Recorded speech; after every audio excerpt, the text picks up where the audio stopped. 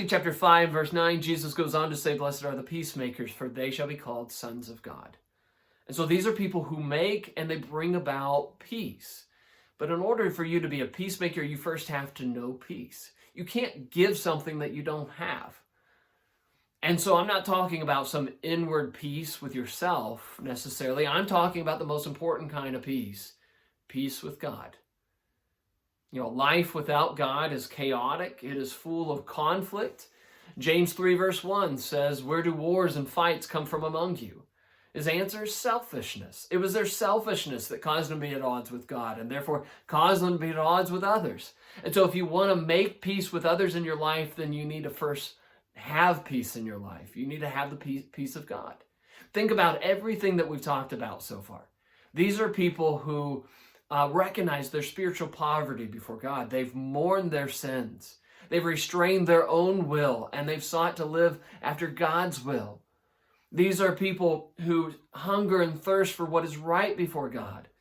And they've sought to be not only pure on the outside, but on the inside. These are people who are at peace with God, and they know the peace of God in their own lives. And so that's the kind of peace that we want to be able to offer others in their lives. And so when we come to passages like Romans 12 and verse 18, where he says, "If it is possible, as much as depends upon you, live peaceably with all men."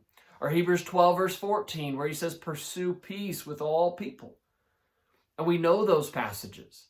But the problem is when conflict comes into play, and it will, we lose sight of peace. And so instead of pursuing peace, we pursue the victory. We want everybody to know that they were wrong and we are right. And so we sacrifice peace. Not to mention, we're dealing with people.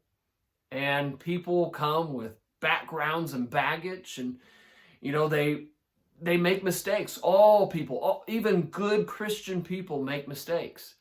And so striving to be a peacemaker and to be at peace with people can be very challenging. But we're not talking about peace at all cost, because later on we'll see that, in fact, serving God can cause us to be at odds with others. But the greatest kind of peace that we can offer people is peace with God.